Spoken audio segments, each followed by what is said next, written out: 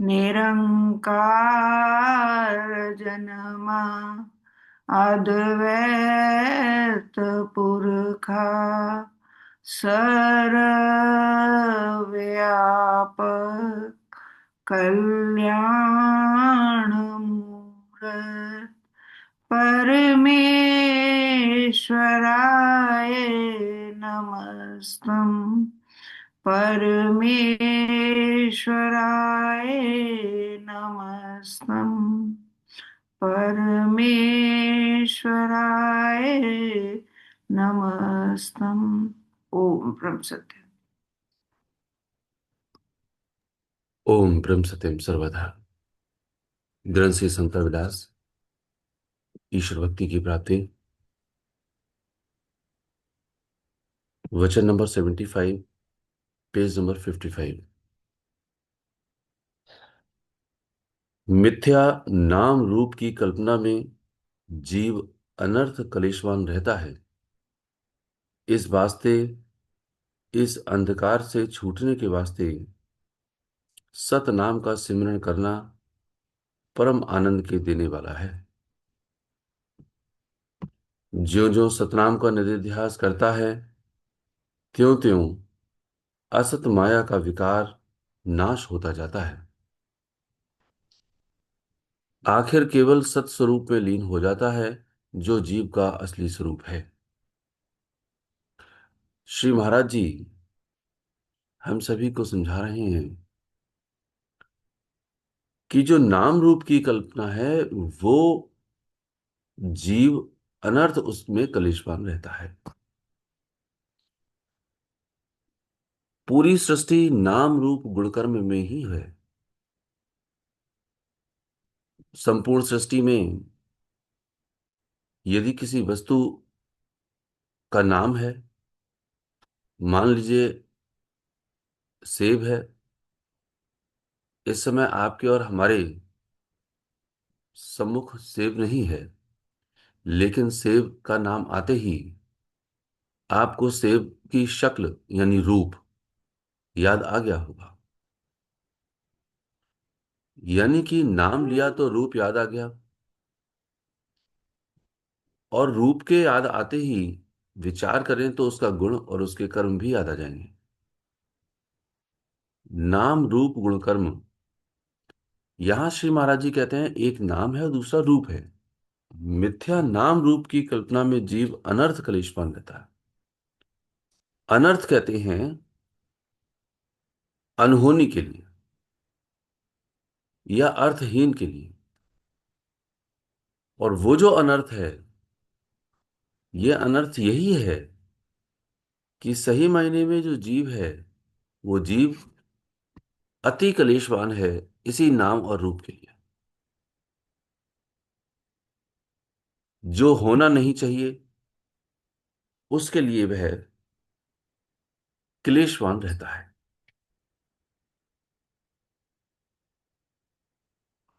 लेकिन श्री महाराज जी कहते हैं इस वास्ते, इस अंधकार से छूटने के वास्ते सत नाम का सिमरण करना परम आनंद के देने वाला है। तो जो सतनाम का सिमरण है, जो ईश्वर के नाम का सिमरण है, परमपिता परमेश्वर का जो मंत्र दिया हुआ है हम सभी के लिए, हमारे गुरु ने हम पर कृपा करके उस नाम का सिमरण जैसे जैसे करते हैं, वही परम आनंद के देने वाला है।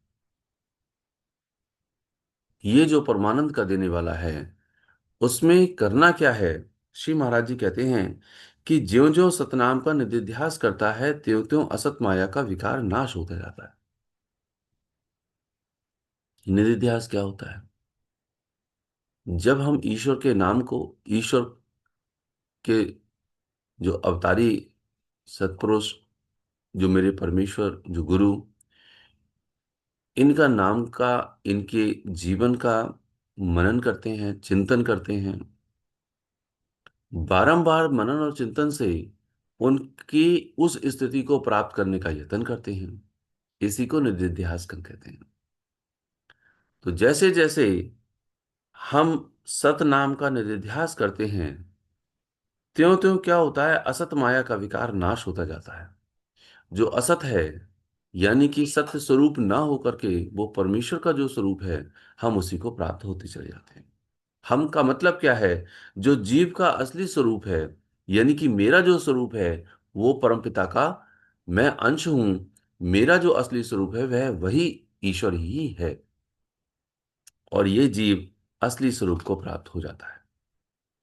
लेकिन मेरे लिए सबसे ज्यादा जो मनन की स्थिति है, वो अपने ही नाम रूप की कल्पना में होनी है, कि आखिर मिथ्या नाम रूप की कल्पना में मैं यानी जीव क्यों कलिशवान रहता हूं, जिसका कोई अस्तित्व ही नहीं है। संपूर्ण सृष्टि उसके आधार पर है, उसके बिना सब कुछ खत्म ही खत्म है। फिर भी मैं उसी के नाम और रूप में अटका हुआ हूं, पता नहीं क्यों। इसलिए कहते हैं पेज नंबर 56 पर, वचन नंबर 76 में, कि अपनी जिंदगी का सुधार करना ही असली यत्न है। जिसने मानुष देह को धारण करके उस परमपिता का आसरा नहीं लिया, और ना ही इस माया के अंधकार से छूटने का विचार किया, और नित्य ही देह के भोगों में जो प्रसन्न रहता है, वह पशु समान अपनी जिंदगी को गुजार कर फिर नीच गति को प्राप्त होता है। इस घोर अंधकार से कभी भी छूट नहीं सकता, बारंबार माया के चक्र में आता जाता रहता है। श्री महाराज जी हम सभी के लिए इस मानुष चोले की महत्ता बताते हुए ये चेतावनी दे रहे हैं कि यदि मैंने माया के अंधकार से छूटने का यत्न नहीं किया, अभी मैंने का शब्द इसलिए हम समझेंगे क्योंकि मैंने अपना स्वरूप जीव ना मान करके देह ही मान लिया है। तो मैं यानी जीव यानी देह, इस देह को प्राप्त करके यदि देह के भोगों में ही मैं प्रसन्न रहा, इस अंधकार में ही मैं लीन रहा, तो फिर क्या होगा कि पशु समान ही अपनी जिंदगी को मैंने गुजार दिया, और फिर नीच गति को प्राप्त हुआ। एक पशु अपने से नीची गति में नहीं जाता। मैंने मानुष का चोला प्राप्त किया है, मैं और नीच गति को प्राप्त हो जाऊंगा। ये बात इसलिए कही जा रही है कि हमने देव और ईश्वरीय तत्व तक हम पहुंच सकते हैं, ये वो चोला है। क्योंकि इस चोले में आकर के ही होश आएगा, और किसी भी चोले में होश नहीं होगा। इसलिए श्री महाराज जी कहते हैं कि नित्य ही देह के भोगों में जो प्रसन्न रहता है, इस माया से छूटने का जो विचार ही नहीं किया जिसने, और जिसने मानुष देह को धारण करके उस परम पिता का आसरा नहीं लिया। एक पिता है, एक परम पिता है। पिता वो जो जिसने ये देह हमको दी। परम पिता वो जो संपूर्ण सृष्टि की देह का मालिक है। इस पिता की देह का मालिक मेरा पिता, जिसने जन्म दिया। लेकिन मेरा पिता अर्थात जीव का पिता, वह परम पिता है। मैंने उसका आसरा नहीं लिया। मैंने कहाँ पे अपने जीवन को टिका दिया? अपनी देह के नातों में मैंने अपने ही कर्तव्यों को अटका लिया। मैं इससे ऊपर बढ़ा ही नहीं। इसलिए श्री महाराज जी कहते हैं कि जिसने देह को धारण करके उस परमपिता का आसरा नहीं लिया है, और ना ही इस माया के अंधकार से छूटने का विचार किया है, ये जो माया का अंधकार लगातार मेरे जीवन में प्रगाढ़ मात्रा में बढ़ता चला जा रहा है, मेरा बुढ़ापा आ जाता है, मेरी इतनी उम्र हो गई, लेकिन मैंने उसका आसरा ना लेकर के मैंने इसी में ही अपना आसरा ढूंढने का यत्न किया है। और करा किया क्या है?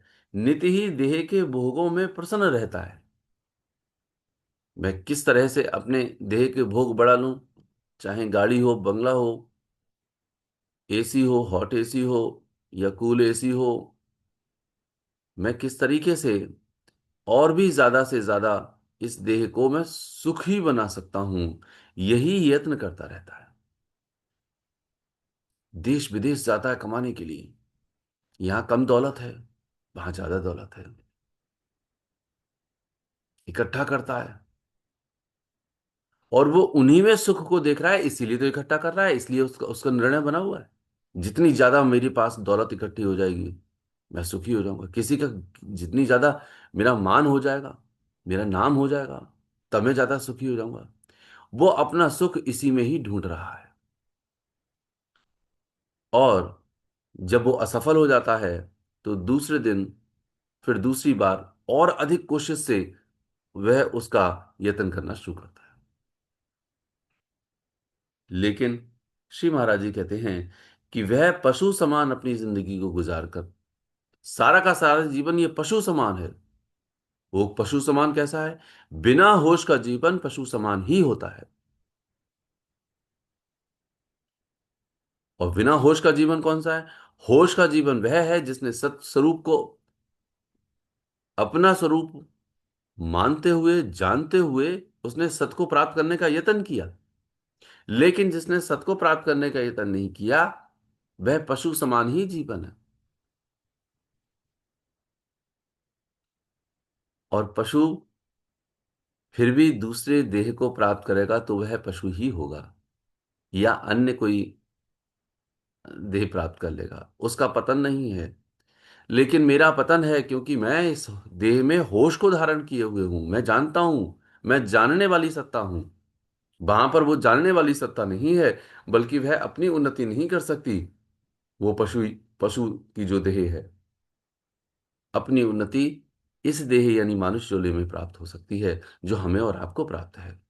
इसलिए श्री महाराज जी बार बार कह रहे हैं कि इस घोर जाल से कभी भी नहीं छूट सकता, बारंबार माया के चक्र में आता है और जाता है, और अति ही नीच गति को, नीच देह को वह प्राप्त होता चला जाता है। इसलिए अब भी होश में आ जाएं हम सभी, कि किस तरह से श्री महाराज जी हम सभी के लिए ये बात समझा रहे हैं, गहराई में लेकर जा रहे हैं कि तुम्हारा चूल्हा बारंबार नहीं मिलने वाला। यदि हम बिना होश का जीवन जी रहे हैं, तो इसका मतलब पशु समान जीवन जी रहे हैं, और अंत में पशु से भी नीच गति को प्राप्त हो जाएंगे। ये हालत हमारी नहीं होनी चाहिए, जैसा कि मानुष के चोले में होश को प्राप्त करके होनी चाहिए। श्री महाराज जी कहते हैं कि सब कुछ, ये 77वां वचन है, सब कुछ ईश्वर का ही विचार करना, उसी को सच्चा मालिक जानना, सब कर्म उसी की आज्ञा में अर्पण करके करने, दृढ़ निश्चय करके उपासना करनी, यह साधना कल्याण के देने वाली है। यानी जीव इस यत्न से अहंकार से रहित होकर परमानंद स्वरूप में लीन हो जाता है, और सर्वस्वरूप एक ईश्वर ही ईश्वर देखता है। वह ही हालत असली आनंद और परम धाम की है। सब कुछ ईश्वर का ही विचार करना। दास सबसे पहले कह रहा था कि ये जो जिंदगी है, उस जिंदगी में मेरा तो कोई अस्तित्व है ही नहीं, परंतु मैं पता नहीं क्यों अपना अस्तित्व समझते हुए नाम और रूप के मिथ्या इस कल्पना में अपने आप को अनर्थ ही अनर्थ करता रहा हूं। लेकिन मुझको समझ में इस बात का नहीं आता कि मैंने अपने आप को दास भी नहीं बनाया। जहि बिद नाथ होए हित मोरा, करहु सो बेग दास मैं तोरा। इस तरीके से आर्द्र भाव से पुकार करनी है कि जय विद नाथ, हे नाथ, मेरा जिस विधि से, जिस तरह से मेरा हित हो, उस तरीके से आप मेरे लिए क्या करो। जय विद नाथ होए हित मोरा, करहु सो बेग, करो वो चीज करो मेरे लिए। और बेग कहते हैं अतिशीघ्र करो। दास मैं तोरा, मैं तुम्हारा सेवक हूं, मैं तुम्हारा दास हूं। ये जो है सब कुछ ईश्वर का ही विचार करना है, उसको मालिक जानना है, खुद को सेवक जानना है। और जो बन पड़ते हैं कर्म, वो करते हुए परमपिता परमेश्वर को समर्पित कर देना है। और मेरा क्या काम है? मेरा काम वो है कि मैंने प्रभु की उपासना करनी है, हर हाल में करनी है, हर कर्तव्य को करते हुए भी करनी ही है।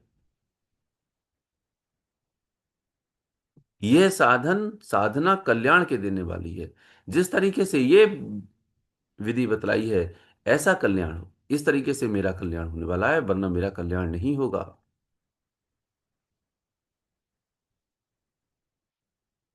क्यों नहीं होगा? क्योंकि मेरा जन्म आगे खड़ा हुआ है। यदि मैंने इस कार्य को नहीं किया तो, मैंने यानी जीव ने, जीव जैसे जैसे जैसे प्रभु के निकट पहुंचेगा, वैसे वैसे अपनी उन्नति करेगा। और जैसे जैसे वह प्रभु के निकट ना पहुंच करके संसार के निकट पहुंचेगा, यानी असत के निकट पहुंचेगा, उसका पतन होना ही होना है, कोई ताकत नहीं रोक सकती। तो उसके जीवन में सब कुछ क्या होना चाहिए? ईश्वर का विचार होना चाहिए। ये जो ईश्वर का विचार है, वही उसके लिए ईश्वर के निकट लेकर के आएगा। बाकी और कोई ईश्वर के निकट लेकर के नहीं आएगा। वो जो परमात्मा का चिंतन है बार बार, वो परमात्मा का चिंतन ही मेरे लिए कल्याण के देने वाला होगा। जितने कर्म मैं कर रहा हूं, उन सारे कर्मों में परमपिता परमेश्वर को समर्पित करना है मेरे लिए। क्यों समर्पित करना है? क्योंकि करने वाला मैं नहीं हूं। मैं उनके हुक्म का गुलाम हूं। मैं दास हूं, मैं सेवक हूं। वो जैसे मुझे नचा रहे हैं, वैसे मैं नाच रहा हूं। ये बात मैं आज समझ लूं या कल समझूं या 10 जन्म बाद समझूंगा, समझना यही है, मेरे अनुसार कुछ भी नहीं हो रहा है। एक पत्ता तो उसके हुक्म के बगैर हिलता नहीं है। मैं इतनी बड़ी देह कैसे हिला सकता हूं? तेरी मर्जी के बिना हे प्रभु मंगल मूल, पत्ता तक हिलता नहीं, खिले न एक फूल। उसकी मर्जी के बिना तो कुछ भी नहीं होता। तो जब हम उसकी मर्जी के बिना कुछ भी पूरी सृष्टि में नहीं हो रहा है, तो हम अपनी मर्जी से करना चाहते ही क्यों हैं? तो क्यों नहीं सच्चा मालिक जानते हैं उसको? उसका उसका कारण एक ही है। वो कहते हैं कि जीव इस यत्न से, अहंकार से रहित होकर परमानंद स्वरूप में लीन हो जाता है। जब वो विधि अपनाएगा, तो उसका जो अहंकार है वह दूर हो जाए। क्योंकि मेरे पास अभी भी कर्तृत्व भाव है, मैं कर्तापन में खड़ा हुआ हूं, मेरा देह अभिमान है। मैं देह धारण करके देह के को अपना ही स्वरूप समझ करके समस्त कर्म करता हूं, और देह को स्वरूप जैसे ही समझता हूं, वैसे ही मेरे विकार खड़े हो जाते हैं, सारे 3 गुणों की माया खड़ी हो जाती है। और यही माया क्या करती है? मेरे लिए भरमाती ही भरमाती रहती है। जो है नहीं, वह भरमाती है। इसलिए गोस्वामी तुलसीदास जी कहते हैं, गो गोचर जहां मन लग जाई, तिसको माया जानो भाई। ये जो माया है, जिसको कहते हैं ईश्वर के बगैर जो है वह माया है। माया जो है ही नहीं। हम वहां पर अपने सुख को ढूंढते हैं। इसलिए कहते हैं, जहां जहां तक मेरी इंद्रियां जाती हैं, गो गोचर, जहां मन लग जाई। और जो ये जो मन है, ये जहां जहां तक जाता है, इसकी सोच, इसकी संकल्प, इसकी इच्छाएं जहां जहां तक भी जाती हैं, वह सब कुछ माया है। और इस माया का विचार हमें माया में ही डुबो रहा है। और श्री महाराज जी कहते हैं कि ईश्वर का ही सब विचार करना। तो कहाँ डूबेंगे? ईश्वर में डूबेंगे। तो जब हम ईश्वर में डूबेंगे, तो हमारा भला हो जाएगा, हमारा कल्याण हो जाएगा। यही श्री महाराज जी कहते हैं। यानी जीव इस यत्न से होगा क्या, कि जैसे जैसे उसका विचार करेगा, जैसे जैसे उसको मालिक जानेगा, जैसे जैसे अपने द्वारा किए हुए कर्म जो भी बन पड़ते हैं, परमपिता परमेश्वर को समर्पित कर देगा, तो क्या होगा कि जो अहंकार है वह खत्म होने लगेगा, और अहंकार से रहित होकर परमानंद स्वरूप में लीन हो जाएगा। यानी कि जो उसका स्वरूप है, जो परम आनंद का स्वरूप है, उसमें वह लीन होता चला जाएगा। और सर्व स्वरूप एक ईश्वर को ही देखेगा। वह ही हालत असली आनंद और परम धाम की है। यहां पर उस परमानंद के स्वरूप को वह अंतर्विखे पहले खुद अनुभव करेगा, और जो उसका अभ्यास है, वह अभ्यास वह सभी जीवों में परमपिता परमेश्वर के रूप को देखने का बनाएगा पहले। लेकिन वो बनाना है, और जो सब ईश्वर रूप देखना है, वह अंतर्विखे जब परमानंद स्वरूप में लीन होगा, तब वह सब जगह परमपिता परमेश्वर को देखेगा, अर्थात उनका दर्शन करेगा। मतलब क्या कहने का, कि वो ईश्वर, वो पहले यहां पर अपने अंदर, अपने ही घट में वह प्रकाशित होगा, वह आनंद वह पहले स्वयं पाएगा, उसके पश्चात वह सब जगह आनंद ही आनंद को देखेगा। इसलिए श्री महाराज जी कहते हैं कि मानुष जिंदगी को धारण करके सद्भाव को ग्रहण करना चाहिए। यहां पर शब्दावली चाहिए की है। वचन नंबर 78 में श्री महाराज जी कहते हैं, मानुष जिंदगी को धारण करके सद्भाव को ग्रहण करना चाहिए। अगर सद्भाव को धारण ना किया जाए तो मन असत भाव को धारण करके अति पाप कर्म करने लगता है, उन पाप कर्मों से अति दुखी रहता है, किसी हालत में भी प्रसन्नता को प्राप्त नहीं होता, क्योंकि तृष्णा की आग हर वक्त अंतर जलाती रहती है। ये जो मानुष की जिंदगी है, इस मानुष की जिंदगी को हम सभी ने प्राप्त किया है। उस परमेश्वर ने कृपा करके हमको ये मानुष की जिंदगी दी है। तब कहते हैं, मानुष की जिंदगी को जब प्राप्त किया है, तो जो सद्भाव है उसको ग्रहण करना चाहिए। सत का भाव क्या होता है, मुझे किस प्रकार से सत्संग मिले, मेरा मेरी मेरी इस देह से किस प्रकार से कोई सेवा ईश्वर के प्रति मेरी बन बन जाए, मेरी धन से बन जाए, मेरी मन से सेवा बन जाए, मेरे तन से सेवा बन जाए। और ये जो भाव है, वो दूसरे के प्रति मेरा परोपकार का भाव बना रहे, कि सभी में वो परमपिता परमेश्वर का ही अंश है, इसलिए मुझसे कोई ना कोई ऐसी सेवा आ जाए और हो जाए। ये जो भाव है वो सतभाव है। परमेश्वर का नाम वह मंत्र के द्वारा मैं जप लूं, मेरा ये भाव बन जाए, इसको कहते हैं सतभाव को ग्रहण करना चाहिए। लेकिन यदि कोई सत में नहीं है, तो ये 100% की बात है कि वह असत में ही है। असत का मतलब है जहां ईश्वर नहीं, जो ईश्वर का नाम नहीं, वहां पर वह संसार का ही नाम होगा। वो चौपाई के माध्यम से कहते हैं ना, कि कह हनुमंत विपत प्रभु सोई, जब तब सुमिरन भजन न हुई। जब जब भजन और सुमिरन नहीं होता, जब जब भगवान के नाम का स्मरण हम नहीं करते, उसको जैसे ही भुलाते हैं, वैसे ही वैसे विपत्ति आ ही जाती है। ये बिल्कुल पक्की बात है। क्यों आ जाती है, कि अगर असत भाव को धारण ना किया जाए, तो मन असत भाव को धारण करके अति पाप कर्म करने लगता है, और उन पाप कर्मों से अति दुखी होता है। जहां वो चौपाई वो कह रही है, वहीं पर श्री महाराज जी यहां पर मनन करने को कह रहे हैं, कि तू यदि सतभाव को धारण नहीं करता, तो असत भाव में तू पहुंच ही जाएगा स्वतः, चाहे कुछ भी क्यों ना कर ले। अच्छा, असत भाव क्या देगा? असत भाव तो दुख ही दुख देगा ना।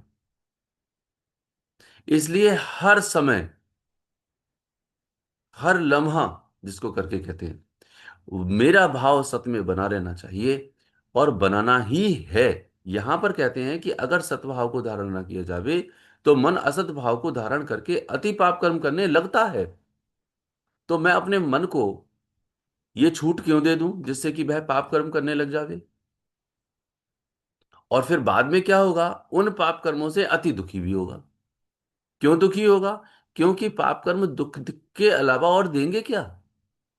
सत्कर्म मुझे सुख देंगे, जो परम सुख तक लेकर के जाएंगे, और असत्कर्म मुझे दुख देंगे, जो सही मायने में इसी संसार में मुझे फिराएंगे, और अति से अति नीच गति में जाकर के मुझे भव पहुंचा देंगे।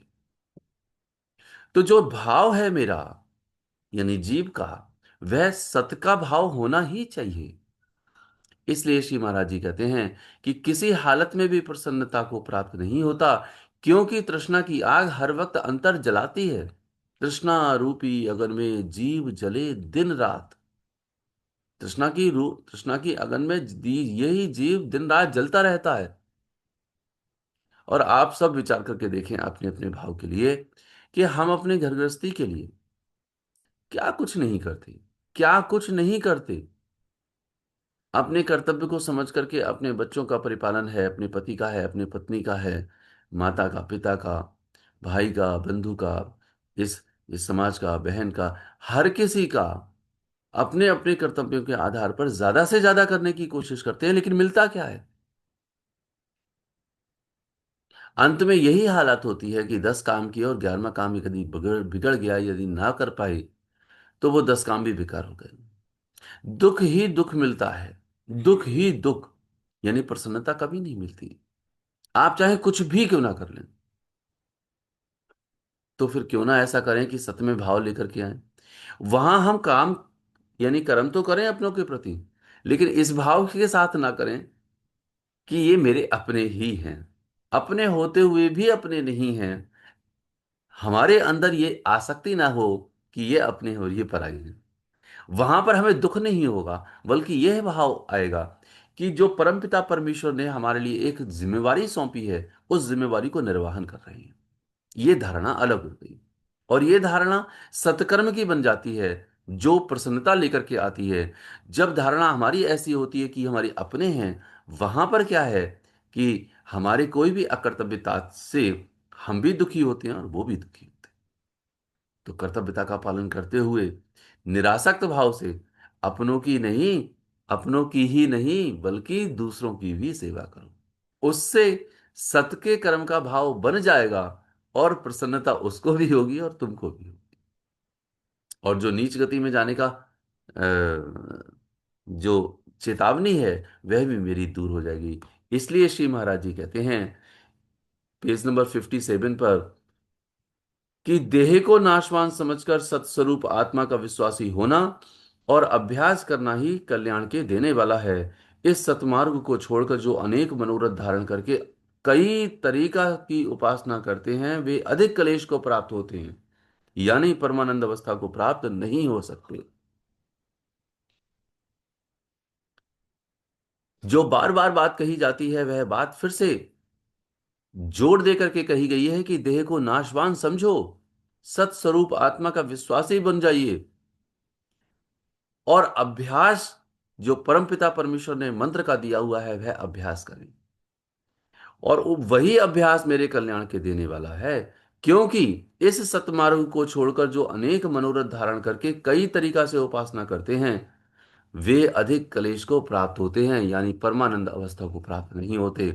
ये जो हालत बनी होती है, ये हालत हर हाल में मुझे अपनी ही गति से बहुत निम्न गति में पहुंचा देती है, बहुत ही ज्यादा निम्न गति में। क्योंकि मेरे मन के मनोरथ न जाने कितने रहते हैं। मैं संसार को असली स्वरूप समझ करके उसमें न जाने कितनी चीजों को बनाना चाहता हूं, संवारना चाहता हूं। सृष्टि को तो कोई नहीं बना पाया, ना कोई संवार पाया। जितने भी सत्पुरुष आए, वो क्या कर गए? वो अपना जो जीवन है, वो मिसाल के स्वरूप में, वो आदर्श के स्वरूप में हमें पेश कर गए, लेकिन वो अपनी ही स्थिति में रहते थे। जो ये सिखाते थे कि सही मायने में तुझे भी अपनी स्थिति में आना है, तभी जाकर के तेरा कल्याण होगा। देह को नाशवान आज भी नहीं समझते। ईमानदारी से सोच करके देखिए, इस समय जितने सुन रहे हैं, क्या उनको पता है कि हम कल सुनेंगे? क्या उनको पता है कि कल हमारे लिए ये फिर से पठन होगा, पाठन होगा, इसका फिर से अभ्यास करेंगे? जितनी सत की कमाई हम जितनी ज्यादा से ज्यादा कर लें इस समय, ये भाव क्यों नहीं आता? क्योंकि मुझे पक्का पता है कि मेरी मौत अभी नहीं होनी है। और जबकि पक्का यह पता होना चाहिए कि मेरी मौत का कुछ पता नहीं। इसलिए कहते हैं कि देह को नाशवान समझो, पता नहीं कब निकल जाए। मैं यदि किसी पिकनिक में जा रहा हूं या किसी दूसरी जगह पर गया, वहां पर मुझे पता होता है कि वह जो रूम है, वह कमरा मेरा नहीं है, कमरे की कोई भी वस्तु मेरी नहीं है। मैं अपना एक बैग लेकर के जाता हूँ, वहां पर अपना निर्वहन करता हूँ, बैग में फिर से अपना पैकिंग करके वापस चला आता हूँ। लेकिन जरा विचार करके देखें कि वहां पर कोई भी वस्तु से मेरा नेह लगा रहता है? बोले नहीं। लेकिन मेरा यहां पर बना हुआ है, जिस कमरे में मैं रह रहा हूं उसको सजाना है, संवारना है, सब कुछ करना है। मैं दुनिया की वस्तु को संवारता हूं। क्यों? क्योंकि मैंने अपनी ही वस्तु को अपना स्वरूप समझा हुआ है। मैंने अपने ही कमरे को सजाना शुरू कर दिया, यानी देह को ही सजाना शुरू कर दिया। उसको नाशवान नहीं समझ रहा, उसी में अपने वक्त को जाया कर रहा हूं। इसलिए श्री महाराज जी कहते हैं कि आत्मा का विश्वासी होना और अभ्यास होना यही कल्याण के देने वाला है। क्योंकि सतमार्ग को यदि हमने छोड़ दिया तो असतमार्ग हर हालत में पक्के तरीके से हमको डुबो ही देगा। कभी भी वह हमारे लिए तैरा नहीं सकता, अर्थात वह कल्याण नहीं दे सकता। इसलिए श्री महाराज जी कहते हैं, अनेक मनोरथ धारण करके कई तरीके की उपासना करते हैं, वे अधिक कलेश को प्राप्त होते हैं। जो अलग तरीके की उपासना है वो क्या है? अलग तरीके की उपासना का अर्थ यही है कि वह किसी मन की कामना को धारण करते हुए, यानी कि ये मेरा बन जाए, हे प्रभु मेरा ये बन जाए, वो बनता है या नहीं बनता है, फिर भी वह कलेश को ही प्राप्त होता है। क्योंकि यदि बन गया तो वह अन्य किसी कामना को लेकर के उपासना करेगा, यदि नहीं बना तो कलेश को तब प्राप्त करेगा। परमपिता परमेश्वर से जिस भी तरीके से हमने कोई कामना रखी तो वह क्लेश को ही प्राप्त होगा, कभी भी वो सुख को प्राप्त नहीं होगा। क्योंकि मन में विश्वास लगा रहता है। हमारे न जाने कितने उदाहरण हैं ऐसे, जो परमपिता परमेश्वर से हम मांगते हैं और वो देते हैं। प्रभु उन पर कृपा करते हैं। हम वो वस्तु ना मांग करके, हम उनसे वो इच्छा ना रख करके, हम ये क्यों नहीं रखते कि प्रभु तुम ही हमको मिल जाओ। हम तुम में समाना चाहते हैं। हमें कुछ भी नहीं चाहिए, जाय न चाहि कबहु कछु, तुम सन सहज स्नेह। तुम्हारे अतिरिक्त तो मुझे कुछ भी नहीं चाहिए। क्योंकि जहां कुछ चाहिए वहां पर मेरा रास्ता कितना लंबा हो जाएगा, और अनेक कामनाएं और अनेक मनोरथ मेरे पूरे होने के चक्कर में मैं कितना कलेशवान रहूंगा, इस बात का अंदाजा वो समझा रहे हैं कि तू समझ इस बात के। इसलिए हम सभी किसी भी कामना को रख करके कोई भी उपासना रख करते हुए अपने जीवन को अति कलेशवान ना बनाकर सुखद बनाएं। परमपिता परमेश्वर से परमपिता परमेश्वर को ही प्राप्त करें, जिससे कि हमारा जीवन में कल्याण हो जाए और हम इस चौले में अपने आप को सफल करते हुए ईश्वर में ही विलीन हो जाए, जो हमारी सत स्वरूप की, जो हमारी परमानंद का स्वरूप है। यही सही मायने में ईश्वर भक्ति है। अन्यथा ईश्वर भक्ति मेरे लिए किसी दूसरे रास्ते में ले जाकर के क्लेशवान को धारण कर देगी। परमपिता परमेश्वर से प्रार्थना करें कि हम सभी अपने अपने रास्ते को शीघ्र तय करते हुए उसी परमेश्वर में, आप में लीन हो जाएं। ओम ब्रह्म सत्यम सर्वदा।